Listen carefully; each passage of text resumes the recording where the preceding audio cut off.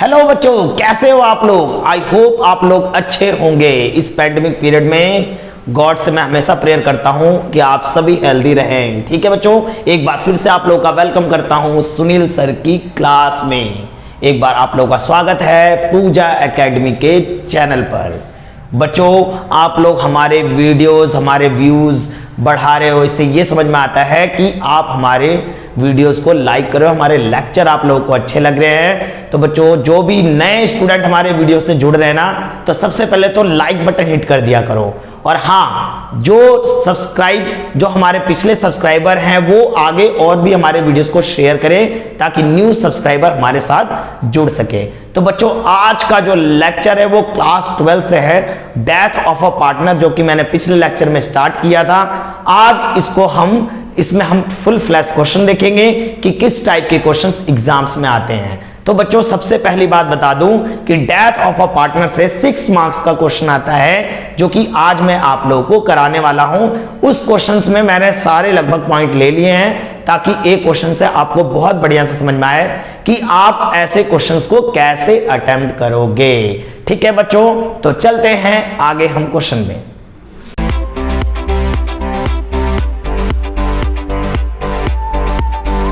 तो बच्चों, आज का जो टॉपिक है उसके अंदर हम ये पढ़ेंगे कि किसी पार्टनर की डेथ हो जाती है, कहने का मतलब है डिसीज पार्टनर्स का कैपिटल अकाउंट कैसे बनाया जाता है वो सीखेंगे। सबसे पहली बात, थोड़ा सा एग्जांपल लेता हूं ताकि आपको क्वेश्चन समझ में आने लग जाए। पिछले लेक्चर में मैंने आप लोग को समझाया था कि डिसीज पार्टनर्स का प्रॉफिट टिल डेथ कैसे निकाला जाता है, वो इंपॉर्टेंट टॉपिक था। ठीक है, इसलिए मैंने उसके लिए एक अलग से लेक्चर बनाया। आज हम क्वेश्चन करेंगे कि डिसीज पार्टनर्स का कैपिटल अकाउंट कैसे बनाया जाता है, क्योंकि ये हमारा 6 मार्क्स का आता है। ठीक है, तो डिसीज पार्टनर्स का कैपिटल अकाउंट में क्या क्या चीजें ली जाती है जरा ध्यान रखना। मैं एक एग्जांपल लेता हूं कि मान लेता हूं मैं ABC 3 पार्टनर है, उसमें से B जो है, B की डेथ हो गई है और कोई डेट गिवन है, मान लो 30 जून 2019, मान लो ये इसमें डेथ हुई है इसकी। तो आपको पता होना चाहिए कि इसको बोलते हैं डिसीज पार्टनर, यानी मृत पार्टनर, जिस पार्टनर की क्या हो गई है, डेथ हो गई है। तो हम जब इसका अकाउंट बनाना सीखेंगे, ठीक है, तो डिसीज पार्टनर्स कैपिटल अकाउंट जब बनाते हैं ना, तो आपको ध्यान रखना है कि इसको क्या क्या चीजें मिलेंगी, इसको क्या क्या चीजें मिलेंगी वो आपको ध्यान रखना है। सबसे पहली बात, बैलेंस BD, यानी उसका जो कैपिटल का बैलेंस होगा वो मिलेगा। ठीक है, यदि करंट अकाउंट में कोई बैलेंस होगा तो वो मिल जाएगा। शेयर ऑफ रिजर्व में यदि कोई पैसा होगा तो वो मिलेगा। ठीक है, वर्कमैन कंपनसेशन रिजर्व, उसका जो शेयर बनता होगा वो मिलेगा। IFF का कोई पैसा होगा तो उसका शेयर मिलेगा। कोई प्रॉफिट एंड लॉस अकाउंट, यानी जो अनडिस्ट्रीब्यूटेड प्रॉफिट होता है उसका शेयर मिलेगा।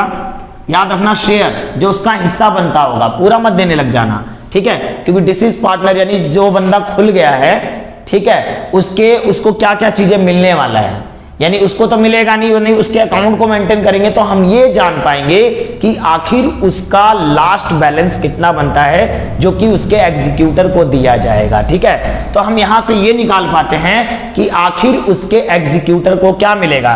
कहने का मतलब, जैसे B की तो डेथ हो गई है, यानी B का जो एग्जीक्यूटर होगा, एग्जीक्यूटर बोलो या रिप्रेजेंटेटिव बोलो इसका, यानी इसके जगह पर ये जो पैसे लेगा तो कितना मिलेगा वो निकालने के लिए हम अकाउंट प्रिपेयर करते हैं। ठीक है, इसी तरीके से रीवैल्यूएशन अकाउंट का यदि कोई प्रॉफिट हुआ होगा तो वो वाला प्रॉफिट का शेयर हो गया।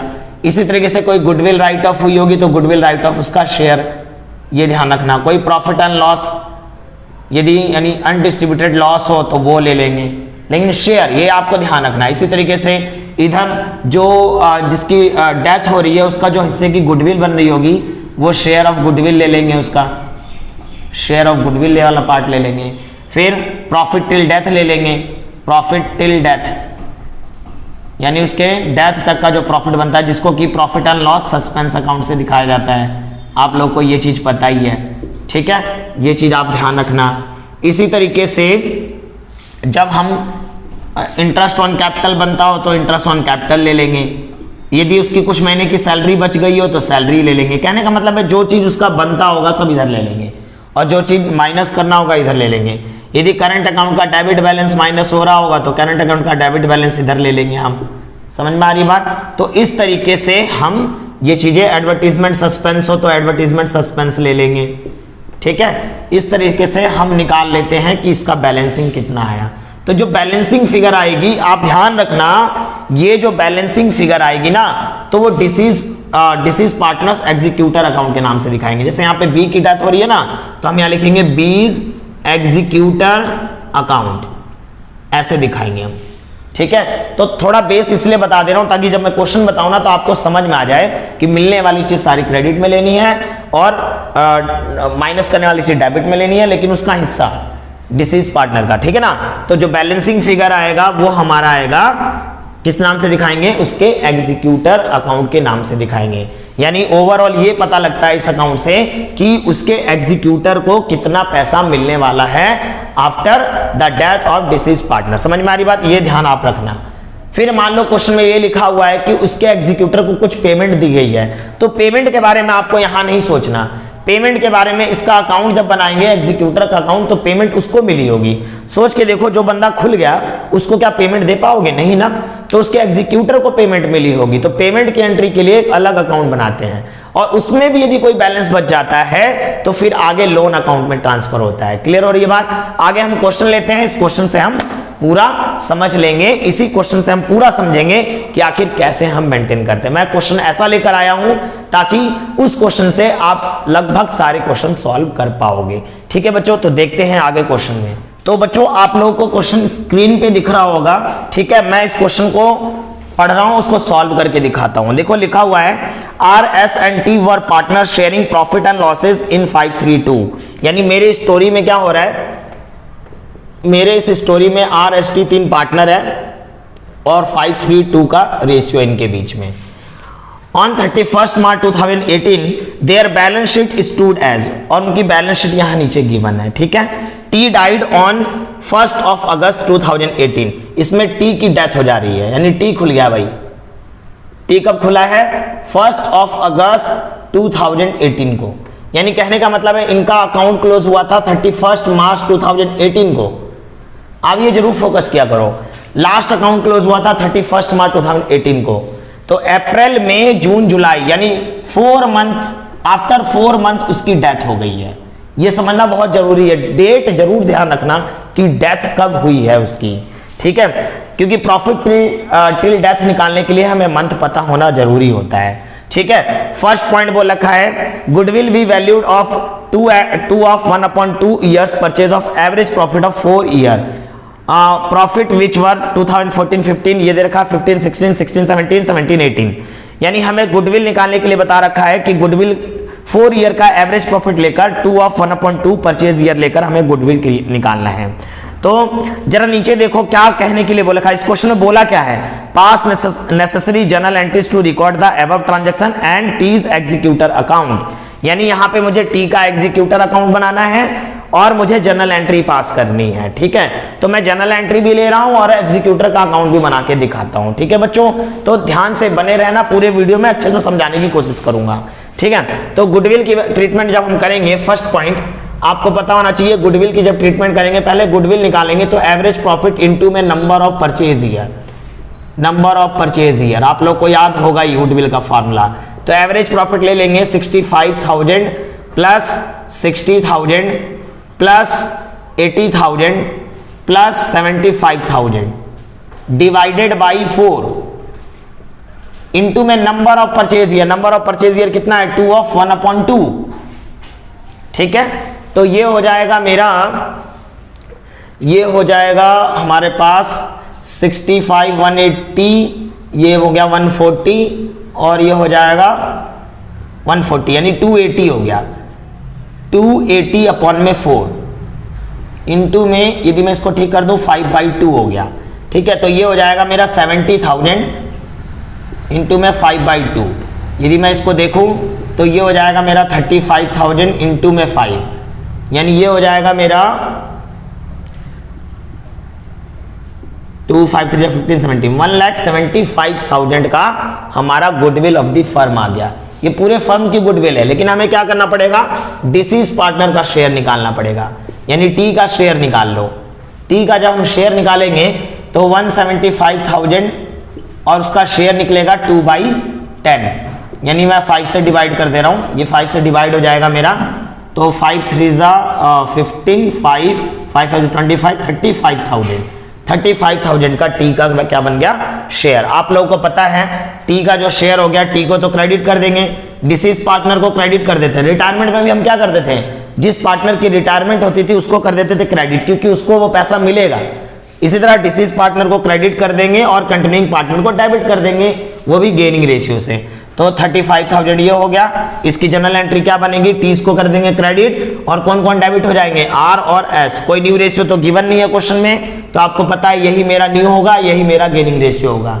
ठीक है, तो हम लिखेंगे आर्स कैपिटल अकाउंट डेबिट और एस कैपिटल अकाउंट डेबिट। तो इस 35,000 को हम गेनिंग रेशियो मेरा यहाँ पे क्या बन रहा है, 5:3 ही मेरा गेनिंग रेशियो बन रहा है। तो इस 35,000 को यदि मैं गेनिंग रेशियो में डिवाइड कर दूं, यानी 5:3 में करूं, तो इनटू में 5 डिवाइडेड बाई 8, यानी ये हो जाएगा मेरा 21,875 माइनस में इसको कर देता हूं, तो इसका बनेगा 13,125। तो ये मेरा गुडविल की ट्रीटमेंट हो गई। पहली जनरल एंट्री हमारी ये हो गई। अब आते हैं सेकंड में वो लिखा है machinery we valued 1,40,000, patents valued इतना। देखो मशीनरी की वैल्यू 1,40,000 हो गई। जरा बच्चों कॉमन सेंस लगाना, पहले मशीनरी की वैल्यू कितनी थी, 150 थी, अब 140 हो गई, तो मशीनरी की वैल्यू क्या हो रही है, डिक्रीज हो रही है। तो इसकी जनरल एंट्री क्या बनेगी, मशीनरी की वैल्यू डिक्रीज हो रही है, तो क्या हो गया, आपको लॉस हो रहा होगा, तो revaluation account debit to machinery account, कितने से, 10,000। ठीक है, इसी तरीके से अगला देखो, पेटेंट्स जो है 40,000 का हो गया, पहले 30 का था, तो पेटेंट्स की वैल्यू बढ़ रही है, तो पेटेंट्स अकाउंट डेबिट हो गया टू रीवैल्यूएशन अकाउंट, फायदा हो रहा है कितने से, 10,000 से, 10,000। ओके, उसके बाद लीज होल्ड जो है, लीज होल्ड की वैल्यू हो गई 1,25,000, पहले कितनी थी, 1 लाख थी, यानी 1,25,000 इंक्रीज हो गई है। तो leasehold account debit to revaluation account, फायदा हो रहा है इसलिए रिवैल्यूएशन क्रेडिट हो गया 25,000। और कोई एसेट्स लायबिलिटीज की वैल्यू है, नहीं है। तो आपको यहां से पता लग गया कि आपको रिवैल्यूएशन अकाउंट में प्रॉफिट हो रहा है।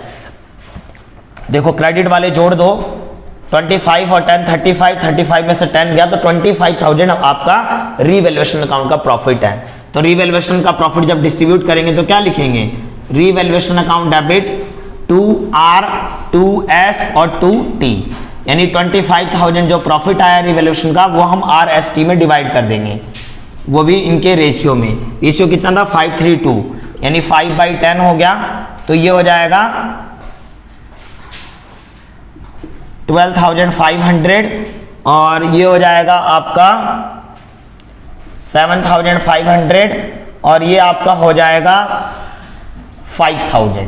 तो ये आपकी जनरल एंट्री हो गई बी वाले ऑप्शन की। क्लियर हो गई बात, हाँ जी सर क्लियर है। उसके बाद सी पॉइंट में बोल रखा है for the purpose of calculating T share in the profit of 2018-19, 18-19 में उसके हिस्से की जो प्रॉफिट निकालनी है टी की, the profit 18-19 should be taken to have accrued on the same scale as in 17-18।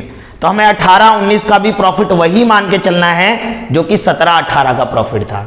तो आपको पता है प्रॉफिट टिल डेथ निकालना मैंने पिछले लेक्चर में समझाया था। मैंने बताया था कि 3 तरीके से निकाला जाता है, एक एवरेज प्रॉफिट मेथड, दूसरा टर्नओवर बेसिस पे निकाला जाता है, तीसरा प्रीवियस ईयर प्रॉफिट मेथड। तो आप देखोगे ध्यान से तो ये सी वाला पॉइंट आपको प्रीवियस ईयर प्रॉफिट मेथड बता रहा है, क्योंकि उन्होंने साफ साफ बोल रखा है कि टी के हिस्से की जो शेयर ऑफ प्रॉफिट निकालेंगे ना 18-19 की, यानी जिस साल उसकी डेथ हुई है, वो 18-19 वाला प्रॉफिट वही मान के चलना है। देखो लिखा है the profit in 18-19 should be taken to have accrued on the same scale on 17-18। 17-18 में जो प्रॉफिट था ना वही स्केल वाला प्रॉफिट मुझे लेना है 18-19 में भी। तो 17-18 का प्रॉफिट देखो कितना था, 75,000। फर्स्ट वाले ऑप्शन में देखो 17-18 में कितना प्रॉफिट था, देखो ध्यान से देखो 17-18 में कितना प्रॉफिट हुआ था 75,000। तो मैं सी पॉइंट में मैं निकाल दे रहा हूं कैलकुलेशन ऑफ, मैं ना एक काम करता हूं इधर ले लेता हूं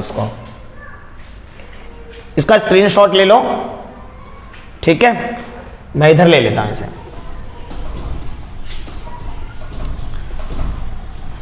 जर्नल एंट्री नीड अप कर रहा हूं मैं, तो मैं कैलकुलेशन यानी सी पॉइंट में ले लेता हूं मैं calculation of profit till death. तो प्रॉफिट टिल डेथ वाला पॉइंट है ये मेरा सी पॉइंट। तो आपको पता है प्रीवियस ईयर प्रॉफिट बेसिस पे निकालना है, तो प्रीवियस ईयर का जो प्रॉफिट था वही प्रॉफिट हमें यहां मान के चलना है। प्रीवियस ईयर का जो प्रॉफिट था वो था 75,000 प्रीवियस ईयर का प्रॉफिट है, तो उसका शेयर देख लेंगे, टी शेयर देखेंगे हम 75,000 का, टी का शेयर था 2/10, लेकिन 4 मंथ का, आपको पता है आफ्टर 4 मंथ उसकी डेथ हुई है पिछले बैलेंस शीट से। तो ये मेरा कैलकुलेट होके ये 5 हो गया, ये हो जाएगा मेरा 15 और ये हो जाएगा मेरा 3, 5,000 हो जाएगा। तो 5,000 प्रॉफिट हो गया उसका। तो आपको पता है इसकी जर्नल एंट्री क्या होगी, इसकी जर्नल एंट्री होगी profit and loss suspense account debit to T's capital account. Okay, हाँ जी बच्चों समझ में आ गया होगा, ठीक है। अब डी पॉइंट में आते हैं। डी पॉइंट में बोला है sum of 21,000 to be paid immediately to the executor of T.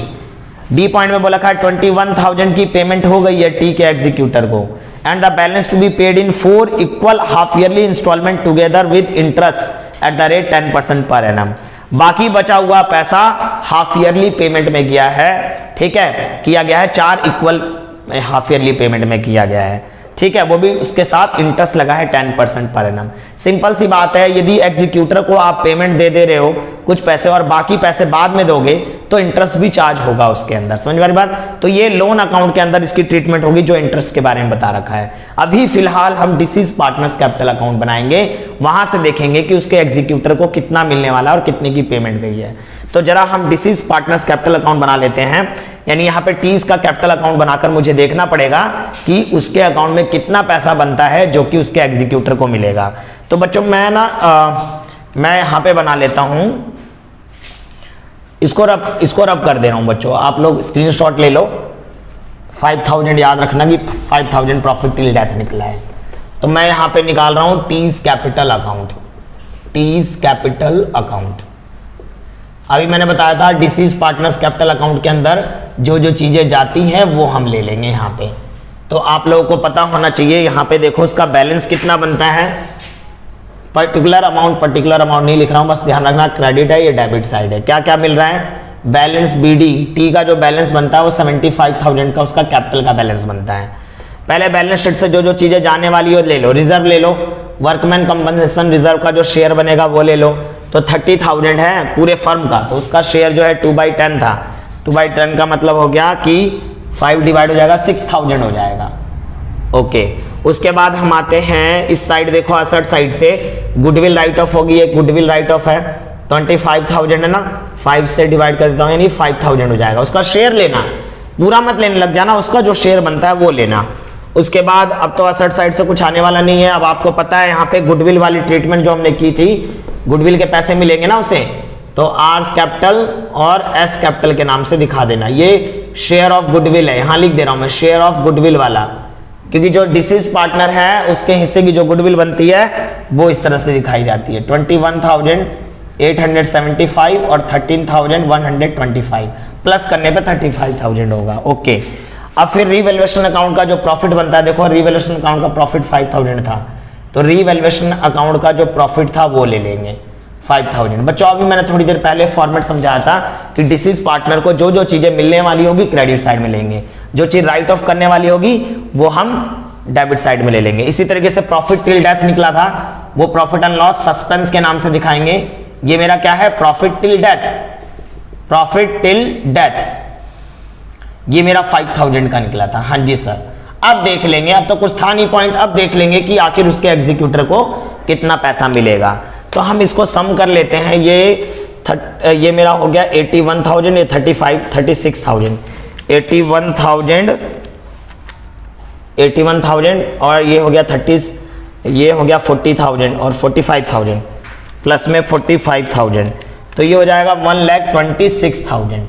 तो 1,26,000, तो 1,26,000 में से 5,000 लेस हो गया, तो आपको पता लग जाएगा कि उसके एग्जीक्यूटर का जो बैलेंस बनेगा, क्या लिख देंगे, टीज एग्जीक्यूटर अकाउंट, ये बैलेंसिंग फिगर है, वो निकल के आएगा 1,21,000, यानी उसके एग्जीक्यूटर को 1,21,000 मिलने वाला है, यानी इतना पैसा उसके एग्जीक्यूटर अकाउंट में ट्रांसफर होगा। लेकिन अब डी पॉइंट में क्या क्या रखा था, उसके लिए मैं जनरल एंट्री कर रहा हूं, इसको रब कर दे रहा हूं बच्चों, इसका काम हो गया खत्म।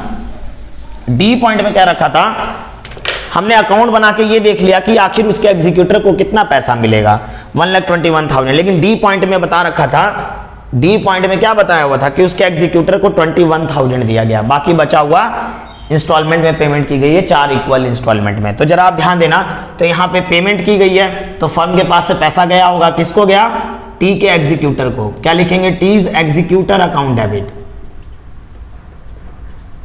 To bank account.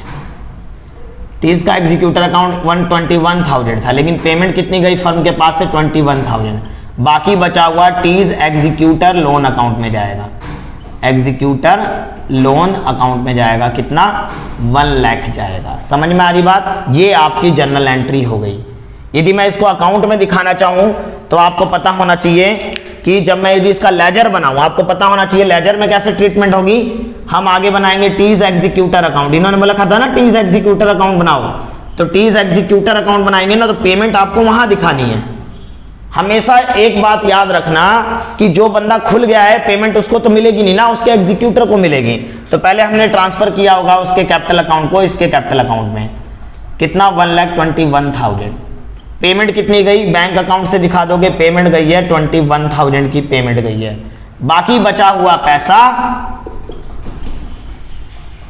बाकी बचा हुआ जो पैसा है उसके लोन से दिखाएंगे, टीज एग्जीक्यूटर लोन अकाउंट। जब तक फर्म पैसे नहीं पूरी पेमेंट करती तब तक फर्म की लाइबिलिटीज बनती है, इसलिए लोन अकाउंट से दिखाया जाएगा। कितना लोन अकाउंट है, 1 लाख रुपए लोन अकाउंट से दिखाया जा रहा है। हालांकि इस क्वेश्चन में इन्होंने लोन अकाउंट बनाने के लिए नहीं कह रखा, इसलिए इंटरेस्ट वाले पॉइंट को इग्नोर किया गया, लेकिन मैं इस क्वेश्चन को कंप्लीट कराना चाहता हूं, इसलिए आपको मैं इसमें लोन अकाउंट भी बनाकर दिखाता हूं। ठीक है बच्चों, तो बच्चों ये डी पॉइंट में क्या रखा था कि 21,000 की पेमेंट हुई थी, बाकी 4 इक्वल हाफ ईयरली इंस्टॉलमेंट में पेमेंट की गई है। ठीक है बच्चों, तो यहाँ पे पेमेंट कब से स्टार्ट हुई है, मेरी बात ध्यान से सुनना, पेमेंट कब से स्टार्ट हुई है ये डेट गिवन नहीं है, तो आप नॉर्मल अकाउंटिंग पीरियड मान के चलोगे। समझ में आ रही बात, तो नॉर्मल अकाउंटिंग पीरियड में हम पेमेंट मान के चलेंगे कि हर 6 महीने बाद, यानी 30 सितंबर, फिर 1 अप्रैल, 30 सितंबर, 1 अप्रैल, ऐसे पेमेंट गई होगी 6 महीने के बाद। ठीक है, तो मैंने यहाँ पे लोन अकाउंट बनाना सिखा रहा हूँ मैं आप लोगों को। हालांकि इस क्वेश्चन में नहीं बोल रखा है लोन अकाउंट बनाने के लिए, लेकिन मेरा फर्ज बनता है एक बार आप लोग को बढ़िया से पूरा समझा देना इसी क्वेश्चन को लेकर, तो इसलिए मैं लोन अकाउंट बना रहा हूँ यहाँ पे, ताकि आप लोगों को क्लियरली समझ में आ जाए। हमेशा याद रखना कि कभी भी इंटरेस्ट के बारे में बता दिया जाए कि 4 इक्वल हाफ ईयरली इंस्टॉलमेंट में पेमेंट की गई है जिसमें इंटरेस्ट भी जोड़ा गया है, तो ये इन सब का काम लोन अकाउंट में होता है। लोन अकाउंट में ही तो इंटरेस्ट प्लस करोगे ना, तो यहाँ पे काम होता है। पेमेंट एग्जीक्यूटर अकाउंट में होता है, बचा हुआ पार्ट लोन अकाउंट में ट्रांसफर हो जाता है, फिर इंटरेस्ट की बात आती है। ठीक है, तो इस पॉइंट को समझते हैं। तो डी पॉइंट वो लिखा था, a sum of 21,000 to be paid immediately to the executor of T and the balance to be paid in 4 equal half yearly instalment. यानी बाकी बचा हुआ जो पैसा था, आपको पता है 1,21,000 बन रहा था, जिसमें से 21,000 की पेमेंट हो गई थी, तो बाकी जो पैसा बचा हुआ था उसको 4 इक्वल इंस्टॉलमेंट में पे किया गया, फर्स्ट, सेकेंड, थर्ड, फोर्थ। पहले बताओ समझ में आ रही बात, 4 पेमेंट जा रही है वो इक्वल अमाउंट की, यानी 25,000, 25,000, 25,000, 25,000, यानी 1 लाख का 4 पार्ट इक्वल, तो 25-25 हो गया, 1 लाख की पेमेंट करनी है, तो ये तो प्रिंसिपल अमाउंट हो गया, लेकिन इंटरेस्ट भी तो जोड़ेंगे तब जाके पेमेंट हुई होगी ना। तो पहली बार जब इंटरेस्ट लगा होगा तो पूरे 1 लाख पर इंटरेस्ट लगा होगा, ठीक है ना, यानी इंटरेस्ट जो चार्ज होता है वो रिमेनिंग अमाउंट पे होता है ना। तो पहला रिमेनिंग अमाउंट कितना था, 1 लाख रुपए बचा हुआ था ना लोन अकाउंट में, तो उस 1 लाख पे मेरा 10% लगा होगा। और आपको पता है ये पेमेंट जो आ रही है हाफ ईयरली जा रही है, इसलिए 6 मंथ लेना, ठीक है। तो 6 मंथ लोगे जब आप, तो ये बन के निकलेगा कितना, यदि मैं इसको देखूँ कैंसल आउट करूँ तो ये मेरा 5000 आ जाएगा, यानी 5000 निकल रहा है, यानी ये मेरा कितना निकल रहा है, ये मेरा निकल रहा है 5000। तो आप थोड़ा सोच के देखो जो हमारी पेमेंट गई होगी वो कितना गया होगा, 25,000 और 5,000 इंटरेस्ट का, ये मैं कैलकुलेट करके मेरा 5,000 आ रहा। आप ध्यान रखना 25,000 और 5,000 यानी पेमेंट कितनी गई होगी, 30,000 की गई होगी। ठीक है, इसी तरीके से अगला देखेंगे तो अब इस 1 लाख में से 25,000 की तो पेमेंट हो गई होगी, तो नेक्स्ट इंस्टॉलमेंट अब जो इंटरेस्ट लगा होगा वो 75,000 पे इंटरेस्ट लगा होगा। आपको ध्यान रखना है कि इंटरेस्ट अमाउंट कम होता जाएगा, क्योंकि प्रिंसिपल अमाउंट कम हो रहा होगा तो इंटरेस्ट अमाउंट कम होगा ना हमारा। ठीक है, तो 6 मंथ का इस पे निकालेंगे हम, तो इसका आ जाएगा मेरा ये आ जाएगा मेरा बच्चों 7500 डिवाइडेड बाई 2 कर देता हूँ मैं डायरेक्ट, 3,750। ठीक है, मैं ना इसको अलग कलर से लिख देता हूँ ताकि आप लोगों को समझ में आ जाए कि ये मैंने कैलकुलेट करके यहीं पे निकाल रखा है। 3,750 ये मेरा 5,000 है। ठीक है, तो इसको प्लस करेंगे, यानी पेमेंट कितनी गई होगी, पेमेंट गई होगी हमारे पास से 28, सेकेंड पेमेंट गई होगी 28,750।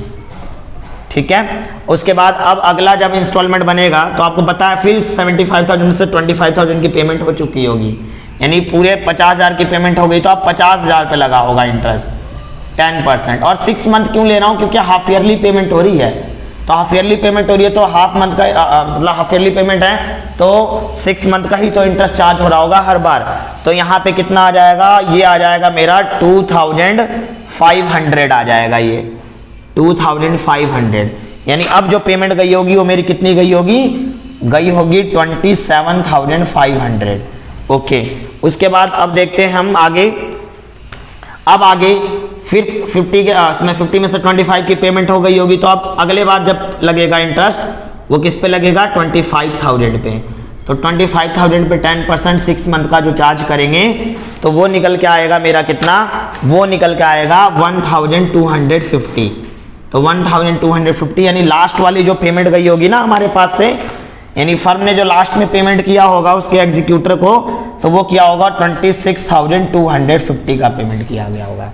अब इसी चीज को हमें क्या करना है, इस अकाउंट में दिखाना है।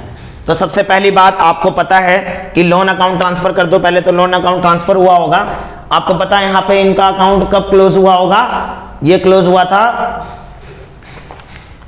31 मार्च 2018। अब यहाँ पे पेमेंट की डेट गिवन नहीं है कि कब से पेमेंट चालू हुई है, तो कोई बात नहीं, तो डेट गिवन नहीं है तो पहली मैं इंस्टॉलमेंट मान लेता हूँ, पहली इंस्टॉलमेंट। तो पहली जब हमने ट्रांसफर किया होगा हम यहाँ पे क्या लिखेंगे, B's executor account, sorry T's executor account से। डेट गिवन नहीं है ना बच्चों, इसलिए मैं फर्स्ट पेमेंट सेकंड पेमेंट ऐसे दिखा रहा हूँ। T's executor account 1 lakh. ठीक है, फिर इंटरेस्ट ड्यू हुआ होगा, इंटरेस्ट जोड़ेंगे हम इसमें, इंटरेस्ट ड्यू हुआ होगा कितना, 5,000 का। तो पहली पेमेंट गई होगी, जब पेमेंट गई होगी बैंक अकाउंट तो पेमेंट कितनी गई होगी, 30,000, यानी अब कितना हो गया मेरा 1,05,000, 1,05,000। तो 1,05,000 में से ये गया तो 75,000 का मेरा बैलेंस सीडी बचा होगा। यही बैलेंस सीडी नेक्स्ट पेमेंट पर बैलेंस बीडी बन जाएगा 75,000। फिर इस बार का इंटरेस्ट मेरा चार्ज हुआ होगा, इंटरेस्ट कितना चार्ज हुआ होगा, देखो इंटरेस्ट क्या करेगा, हमारे लोन अमाउंट को बढ़ाएगा ना, इसलिए हम इंटरेस्ट का अमाउंट क्रेडिट में ले रहे होते हैं। लोन अमाउंट बढ़ रहा था तो लोन अमाउंट बढ़ेगा तो क्रेडिट साइड में तो बढ़ेगा, इसलिए। अब जब पेमेंट करोगे तो लोन अमाउंट क्या हो रहा होगा, कॉमन सेंस की बात है, आप पेमेंट करोगे तो लोन अमाउंट कम हो रहा होगा ना, तो लोन अमाउंट कम हो रहा होता है तो डेबिट में कम हो रहा होता है। तो पेमेंट किया होगा हमने, सेकेंड पेमेंट की होगी बैंक अकाउंट, सेकेंड पेमेंट कितनी की हमने, 28,750 की पेमेंट की है। तो बच्चों ये मेरा 78,750 है, 78,750। उसमें आप बैलेंस कितना बच गया होगा, बैलेंस बच गया होगा 50,000। यही मेरा बैलेंस थर्ड इंस्टॉलमेंट में क्या बन जाएगा, बैलेंस बीडी बन जाएगा मेरा कितना, 50,000। फिर मेरा इंटरेस्ट लगा होगा, इंटरेस्ट बच्चों 6 मंथ का क्यों लेके चल रहे हैं हम, सारे 6 मंथ का इंटरेस्ट ले रहे हैं। क्यों ले रहे हैं 6 मंथ का, क्योंकि हाफ ईयरली पेमेंट गई है। तो इंटरेस्ट हमारा फिर लगा होगा 2,500 का। फिर मेरे पास से ये हो जाएगा मेरा 52,500 यानी पेमेंट गई होगी मेरे पास से कितना, पेमेंट कितना गया 27,500। तो अब मेरा बैलेंस कितना बचा होगा, बैंक अकाउंट ये थर्ड इंस्टॉलमेंट है, बैलेंस सीडी बच गया होगा मेरे पास 25,000 का। यही मेरा फोर्थ इंस्टॉलमेंट पे बैलेंस बीडी बन गया होगा 25,000। फिर मेरा इंटरेस्ट ड्यू हुआ होगा 1250 का, ये मैं जो प्लस कर दे रहा हूँ इसको, 1250 का, तो 26,250 हो गया।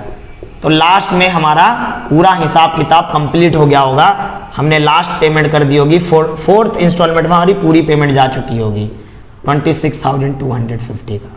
ठीक है, थोड़ा हम जर्नल एंट्री के थ्रू भी समझें तो आपको हमेशा याद रखना है, जब इंटरेस्ट ड्यू करोगे ना, जब इंटरेस्ट ड्यू हो रहा होगा तो इंटरेस्ट तो फर्म के लिए लॉस है, वो लोन अमाउंट को इंक्रीज करेगा, तो इसकी जर्नल एंट्री क्या होगी, इंटरेस्ट अकाउंट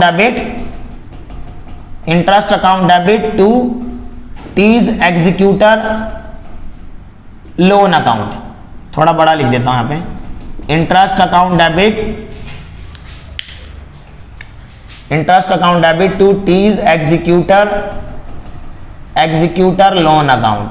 जब जब इंटरेस्ट ड्यू हुआ होगा तो ये एंट्री हुई होगी। तो जब पेमेंट करेंगे, पेमेंट की एंट्री क्या होगी, पेमेंट की एंट्री हुई होगी टीज एग्जीक्यूटर लोन अकाउंट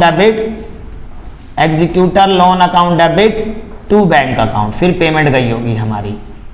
ठीक है, तो पहला वाला जैसे मान लो 5,000 ड्यू हुआ था, 5,000 इंटरेस्ट ड्यू हुआ, तो 5,000 ड्यू हो गया। अब पेमेंट गया था पहला बार कितना 30,000, पेमेंट 30,000। बस पेमेंट में आपको याद रखना है कि प्रिंसिपल अमाउंट और इंटरेस्ट अमाउंट जोड़ के पेमेंट हुई होगी। इसी तरीके से 4 बार जनरल एंट्री बनेगी हमारी। अगली बार इंटरेस्ट कितने से बनेगा 37,500, पेमेंट 28,750, फिर 2,500 इंटरेस्ट, पेमेंट इतनी, फिर इतना इंटरेस्ट, इतनी पेमेंट। इस तरह से 4 पेमेंट गई होगी जो कि हमने यहाँ लेजर में दिखा रखा है। तो इस तरीके से बच्चों हम लोन अकाउंट प्रिपेयर करते हैं। ये तो हमारा डेथ में था, ऐसे ही हमारा कोई रिटायर्ड पार्टनर हो तो रिटायर्ड पार्टनर का भी लोन अकाउंट ऐसे ही बनाया जाता है। तो बच्चों मैंने इस क्वेश्चन से आप लोगों को ये समझाने की कोशिश की है कि डिसीज पार्टनर्स कैपिटल अकाउंट कैसे बनाया जाता है, फिर उसके एग्जीक्यूटर को पेमेंट करते हैं तो कैसे करते हैं। फिर मैंने इसमें लोन अकाउंट बनाने के लिए नहीं बोला था, फिर भी मैंने आप लोगों को लोन अकाउंट बनाना सिखा दिया ताकि आप लोगों को समझ में आ जाए कि लोन अकाउंट कैसे क्रिएट करना है। डेट गिवन नहीं था इसलिए हमने फर्स्ट, सेकंड, थर्ड, फोर्थ ऐसे ले लिया। डेट गिवन हो तो डेट के हिसाब से आपको इंटरेस्ट ड्यू करना होगा और पेमेंट करनी होगी। ओके बच्चों, तो आज का वीडियो यहीं क्लोज करते हैं। नेक्स्ट वीडियो में मिलते हैं एक नए चैप्टर के साथ, क्योंकि हमारा डेथ कंप्लीट हो चुका है, रिटायरमेंट कंप्लीट हो गई, एडमिशन पहले कंप्लीट कर रखा था। जो बच्चे इस वीडियो में नए हैं और हमारे पिछले लेक्चर को देखना चाहते हैं तो डिस्क्रिप्शन में हमारे सारे चैप्टर के लिंक दिए हुए हैं, आप वहां उस लिंक पर जाकर डायरेक्ट उस चैप्टर पर जाकर समझ सकते हो कि उस चैप्टर में क्या क्या चीजें समझाई गई है। ठीक है बच्चों, मेरी तरफ से पूरी कोशिश है आप लोगों की हेल्प करने की और अच्छे से अच्छा कंटेंट लाने की। बाकी शेयर करना आपका काम है, लाइक करना आपका काम है, नए सब्सक्राइबर जोड़ना भी आपका ही काम है। तो हमारे वीडियो यदि आपको अच्छे लगते हो तो लाइक करें, सब्सक्राइब करें और ज्यादा से ज्यादा शेयर करें ताकि और ज्यादा सब्सक्राइबर हमारे साथ जुड़ सके। क्या पता किसी की हेल्प किस तरह से हो जाए ये आपको नहीं पता, बस आपका काम क्या है शेयर करते रहना। यदि हमारे वीडियोस लाइक अच्छे लगते हो तो hit the like button and subscribe our channel Pooja academy. और हाँ, एक इंपॉर्टेंट बात, नोटिफिकेशन आइकन दबाना ना भूले, बेल आइकन जरूर दबाएं क्योंकि जैसे हमारे नए वीडियोस आए आप लोगों को नोटिफिकेशन मिल जाएगा कि आज कौन सा वीडियो है, कौन सा लेक्चर आया है। अभी हमारे बहुत सारे कंटेंट रह गए हैं, अभी इस पे हम काम कर रहे हैं और बेहतर करने की कोशिश करेंगे। ओके बच्चों, आज के लिए इतना ही। Okay, bye bye, take care.